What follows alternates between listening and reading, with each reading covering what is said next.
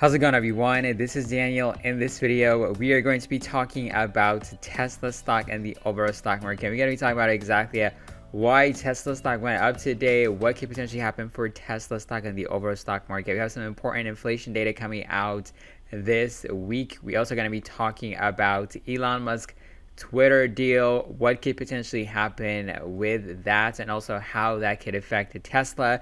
So we're going to be covering all this important information in this video coming up. As you can see over here, we have Tesla that is sitting at $714.84. We're up 1.6% on the day.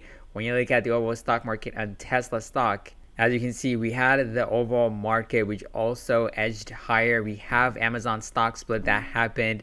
We're going to be talking about exactly how that could affect and actually positively affect Google and also Tesla later on. But as you can see, we have Tesla also up 1.6%, Amazon up close to 2%, Google up 2.13%. They have a stock split coming up in July.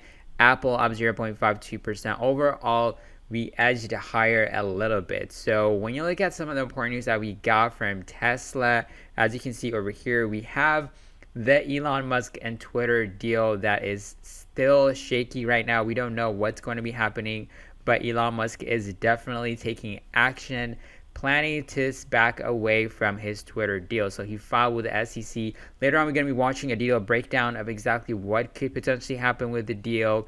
Can they go to court, and etc. So we have some people that are speculating that this could potentially be going to court. So another important news, of course, that came out for Tesla is that the demand for electric vehicles has gone up in May in China. So this is really fantastic news because we got some very horrible numbers when it comes to deliveries because of the lockdown that was happening in China. But we got report that EV interest, basically people wanting to acquire electric vehicles in China, actually gone up 38%, even though the lockdown definitely had some massive impact on the production delivery numbers. This is a more positive news that we got, and we got some pretty decent gains for other electric vehicle companies like NIO, Li Auto, XPeng. They're trading higher in spite of this fantastic news that came out. So when you look at the price action for Tesla stock, of course, we also had the positive news of the stock split of Amazon going through, Amazon trading higher. And we talked about last week that could have a positive impact on the NASDAQ, and we saw some rally happening right when the market opened. Unfortunately, we did not hold it. And as you can see, Tesla definitely edged higher than on Friday's close. And as you can see, we're still above the key price point level that we're watching, which is $700. And Amazon stock, as you can see, also sitting at $124.79. We had a pretty solid open, and unfortunately, it did not hold the gains. But we'll see if we can get some form of a continuation that can happen for the next few days. Another stock also that we're watching, of course, Google. Their stock split coming up next month. We had a pretty decent bounce from the lows that we got over here, which is around $2,000. And we're actually sitting at $2,340. We'll see if the momentum continues when it comes to these stock split stocks going higher and higher. We'll see for the next few days. But of course, everything's going to be depending upon how the overall stock market is also doing. As you can see, the overall market is still at a very key critical price point level that we're watching, which is around 411, 410 area. As you can see, we're still trending higher, which is positive, but we have some really important inflation data coming out for the month of May on Friday. We also have rate hikes coming up pretty soon that also can have some impact with the overall stock market too, so definitely be on the lookout for that. As you can see, for Twitter stock, we're sitting at $39.56, so there is a lot of back and forth going on with Elon Musk Twitter. And this is a stock that is definitely very volatile, very risky to get involved in. But we're going to be watching a detailed breakdown of what could potentially be happening soon. So there are people speculating, Jim Cramer is speculating that, you know, the next move could potentially be court. And we'll see how that happens. But let's check out the video, and then I'm going to come back, and then we're going to go over a look at a detailed, expectation for Tesla stock for tomorrow. We just got a 13D that stated very simply, just is another move closer, in my opinion at least, and those of the people that I certainly rely on, to court, to go into court. I think it's simply as simple as that. You can see what's happening to Twitter's share price. And And it comes down to this. He has, of course, as we know, made a significant case about the fact that he wants more evidence about the number of fake accounts on the platform. Seems to maintain that it is far above, potentially, Twitter's estimates previously. Estimates it has shared, by the way, in its public filings for years. And says in the 13D, their latest offer to simply provide additional details regarding its own testing methodologies, whether through written materials or verbal explanations, is tantamount to refusing Mr. Musk's data requests. Twitter's effort to characterize it otherwise, merely an attempt to obfuscate and confuse the issue. Mr. Musk has made it clear he does not believe the company's lax testing methodologies are adequate. So he must conduct his own analysis, and he needs the data requested in order to do so. He's not getting it. And, Jim, as I said, they seem to be getting closer and closer to court because, of course, he believes this is a clear material breach of Twitter's obligations under the merger agreement. I have to tell you, David, there are many people at Twitter who say, look, he spent a lot of time looking at this. He was satisfied, and suddenly he's not satisfied. That's the kind of thing that in court, in a real court, will matter. And, David, specific performance, maybe we should explain that to people, but that would compel Elon Musk to buy the company.